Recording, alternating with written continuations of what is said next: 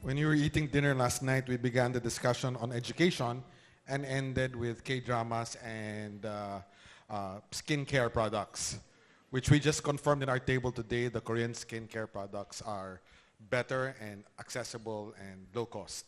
So I'd like to end there. Thank you and good afternoon. No. Let me first thank Mikyung and Kavita. I realize I've been pronouncing it wrong the whole time. But let me begin by paraphrasing a well-known poem. Thy sea, O God, is so great, and any one boat so small. I think we can simplify the problem that way.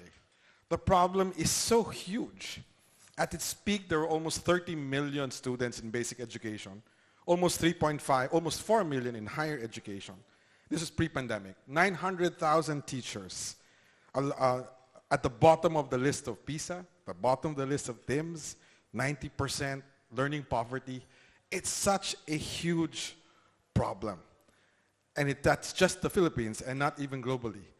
It is so huge, it cannot be a we will solve it alone or you will solve it alone. There is no choice but for us to solve it together. This cannot be a private or public solution.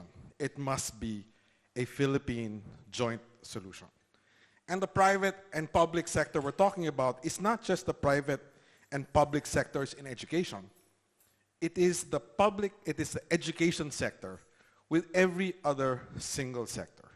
I was telling someone this morning, I had breakfast with Professor Bebs de Vera of UAP.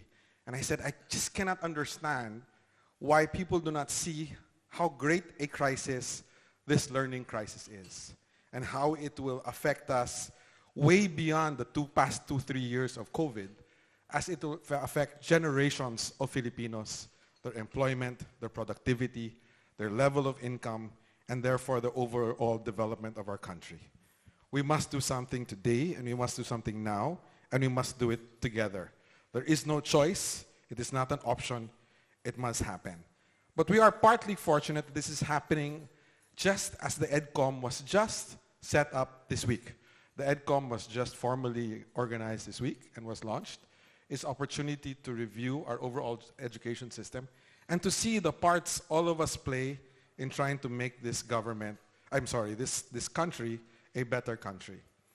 This is the start of our partnerships with many institutions here. This is PHINMA Education's campaign together with PACU, COCOPEA, SEAP, to hopefully promote the role and importance of private education in getting this country's learning crisis better and improved.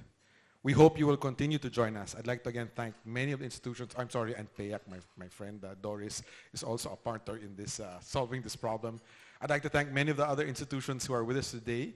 The board members, we're very happy and very fortunate to have our board members from PHINMA and Philippine Business for Education, and the heads of the different business associations from MAP to PBED and a few others. And all the big institutions are here. I see the chair of Ateneo de Manila here, Madame Berncy.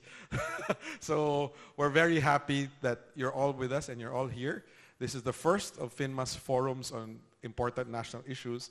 But I'd like to say, with no bias, that I think education is the most important issue.